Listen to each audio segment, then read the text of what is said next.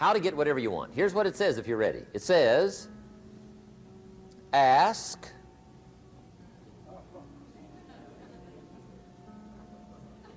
that's it. End of notes. Ask. If there's one art in life to learn extremely well, that's got to be one of them. The art of asking.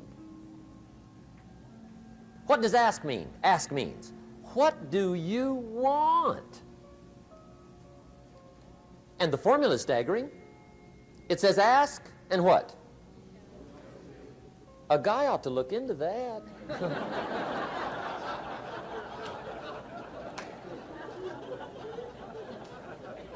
He says, yeah, but you work where I work. By the time you struggle home, it's late. You got to eat a bite of supper, watch a little TV, get to bed. You can't sit up half the night, ask, ask, ask. And the guys behind. See, you've got to be better than a good worker. You've got to be a good asker. Now, let me give you 3 key points on asking and receiving. This can do it. Number 1, asking is the beginning of receiving. Asking starts a unique process, mental and emotional. I don't even know how it works. All I know is it works. It's like pushing a button and all this machinery starts working. I don't know how. It just works. There's a lot of things you don't need to know how. Just work them. Some people are always studying the roots. Others are picking the fruit. I mean, it depends on what end of it you want in on.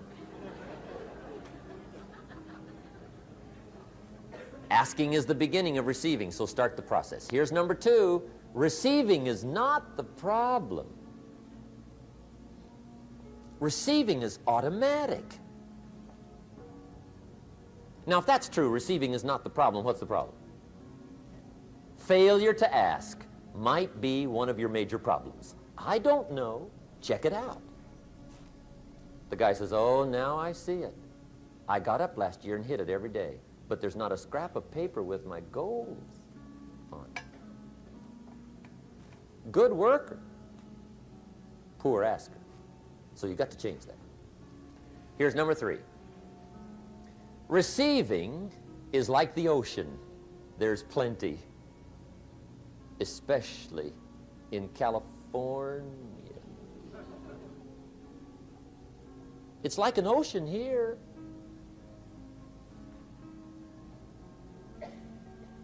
Success is not in short supply. It isn't rationed, and you stepped up to the window and it was all gone. No, no, no. It's like an ocean here. Now, if that's true, what's the problem? Well, some people go to the ocean with a teaspoon. Have you got the picture? See, what you want to do in view of the size of the ocean is trade your teaspoon for at least a bucket, and you'll look better down at the ocean. Kids won't make fun of you, right? Okay. Now, there's 2 ways to ask, and we'll wrap up goal setting. 2 ways. Here's number 1. Ask with intelligence. It didn't say ask intelligently, but I'm sure it meant that. Don't mumble. You don't get anything by mumbling. Be clear. Be specific. Intelligent asking means how wide, how high, how soon, when, what size, what color, how much. Define what you want and describe what you want. That's powerful. In the weekend seminar we teach, goals become like a magnet. They pull you that direction. And the better you describe them, the more they pull. So ask intelligently. Here's number 2. Ask with faith. That's the childish part of the equation. Believe you can get what you want like a child. Not an adult. Adults are too skeptical. So the formula really reads, make plans like an adult and believe in them like a child. And the most incredible things will happen. Just try it for 90 days. Just try it. You can always go back to the old ways. Just try it, just 90 days, 90 days.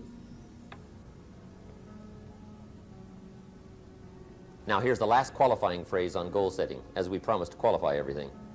And it simply goes like this. Remember, you won't get everything you want. And we've already studied the reason for that. Simply, sometimes it hails on your crop and rains on your parade. It's that kind of planet. So you won't get everything you want, but if you will work this goal-setting formula, you can get plenty for wealth and happiness. Now let me give you a little simple formula for goal setting, okay? We take 2.5 hours on the weekend for the whole 10-year plan. We don't have time for that tonight, but let me get you started with a little simple formula Mr. Schoaf gave me, and maybe this will be helpful. First of all, I've divided goals into 2 parts. First is long range. Long range goals. That's your dreams. Your dreams for the next 3, 5, 10, 20, 30, 40 years. Actually, the rest of your life. Your dreams. You've got to keep dreaming. Ronald Reagan, president, said to the joint session of Congress a few weeks ago, "The Republic is a dream. And if we don't keep dreaming, we will lose the Republic."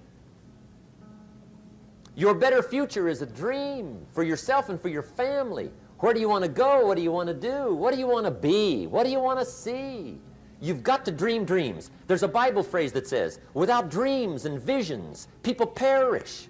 You've got to have something to go for that inspires the heart and the soul. Dreams. From the children of Sanchez, it says, take the crumbs from starving soldiers, they won't die. Take the bread from hungry children, they won't cry. But without dreams, we all will die. You've got to dream. Don't lose your dreams for yourself, for your future, for your family.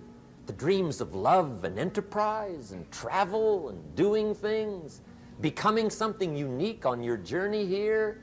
Don't lose your dreams. Do some dreaming. That's long-range goals. You've got to have those. So that's number 1. Here's the second part of goals, short range. Short-range goals. That's your goals for tomorrow, this week, this month, this year, the immediate future. We call these confidence builders. Because if you set up something short-range, go for it, get it, latch onto it, work hard, accomplish it. That starts building your strong feelings to go for your dreams. Now, I've divided goals into 3 categories. Here they are. Number 1 is economic. That's your goals for money, income, business, profits, production. Economics. Make sure you've got your economics well planned. Economics plays a major role in everybody's life. Economics is major, which means it ought to be meticulously well planned for tomorrow, this week, this month, this year, long range. What if you asked somebody tomorrow if you could see their meticulously well-planned list of economic goals? What would they probably say? They'd say, you some kind of a nut? You must be weird. Hey, I found out what success is.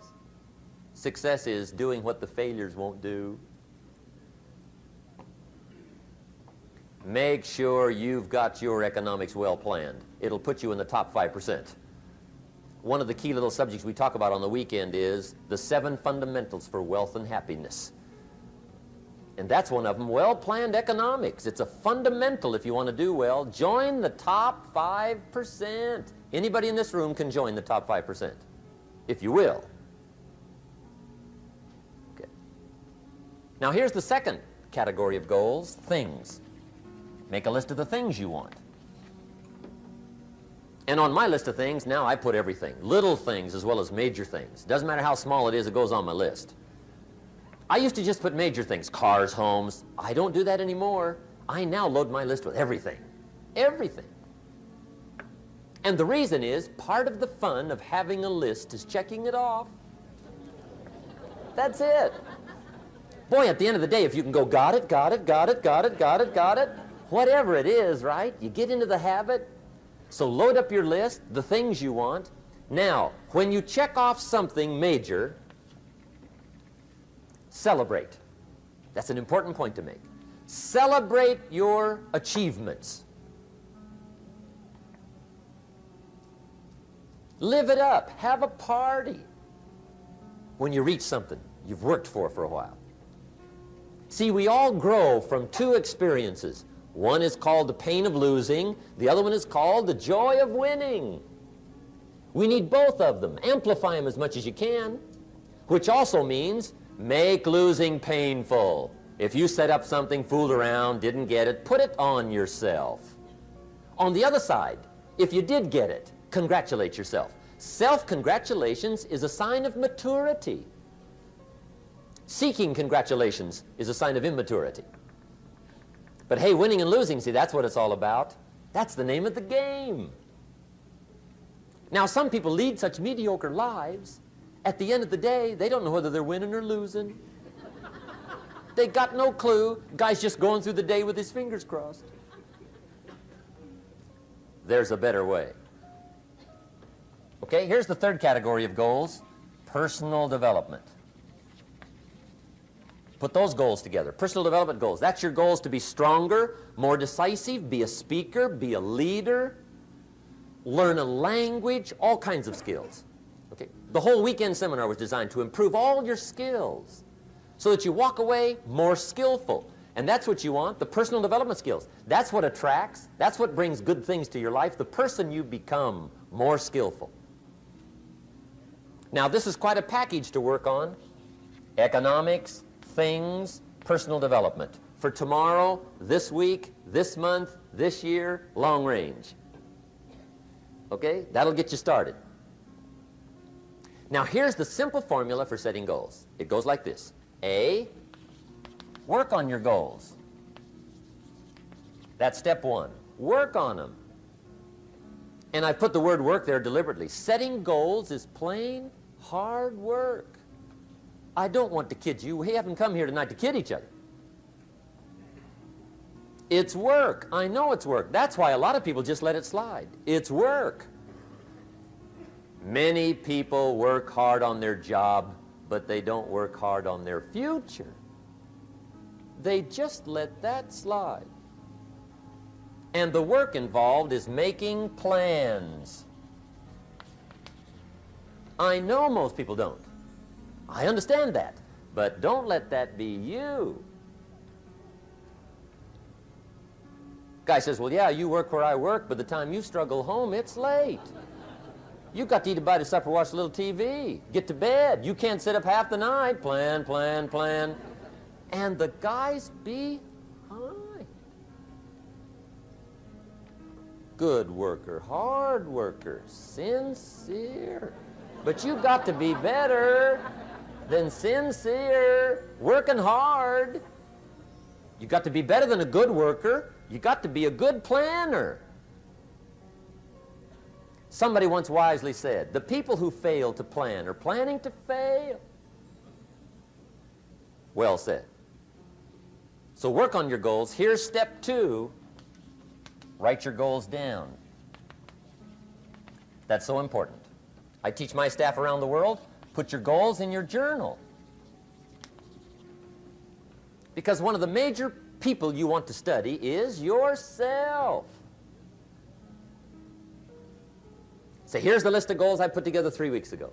Here's the list of goals I put together 2 years ago. Here's some of the changes I made, rearrangement of my priorities. I scratched these off, I put these on, I've gotten these. Study your accomplishments, study what your desires are. Put them on paper, write them down. Here's another reason for writing your goals down. It shows you're serious about doing better. And to do better, you gotta get serious. You don't have to be grim, but you must be serious. Everybody hopes things will get better. Everybody hopes. Poor people hope. That ought to tell you something. It means the future does not get better by hope. It gets better by plan. I used to have the affliction called passive hope. It's an affliction. It's bad. Probably what's even worse than that is happy hope. Now that is really bad. That's bad. Happy hope. The guy's 50 and he's broke and he's still smiling. See, that's not good. So get serious about your goals. Put them on paper. Write them down. There's all kinds. His goals, her goals, their goals. Business goals, financial independence goals, family goals. I mean, there's so many things to work on this that if you don't get busy and work on it, sure enough, the time will pass. And sure enough, 5 years from now, you'll wind up where you don't want to be, wearing what you don't want to wear, driving what you don't want to drive, being what you don't want to be. Now's the time to fix it. Now, here's the third step to your goals. Check the size of your goals and the kinds of goals. How big they are, what kind they are, affects you. And here's one of the important phrases of the evening. Your goals are affecting you, whatever they are. Your goals affect your handshake. Your goals affect your attitude, personality. Your goals affect the way you walk, the way you talk, the way you dress. All day long, we're being affected by our goals. Now, some people have goals, but they have such lousy goals. The effect is bad. I asked a guy one time, what are your goals for this month? The guy said, look, if I could just scrape up enough money to pay these lousy bills. That was his goal. I'm not saying it isn't a goal. It's a goal, but it's such a lousy goal, the effect is bad.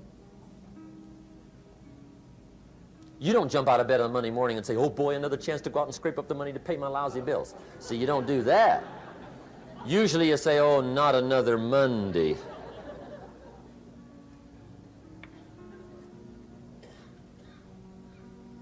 And some people have so given up on life, they have joined the thank God it's Friday club.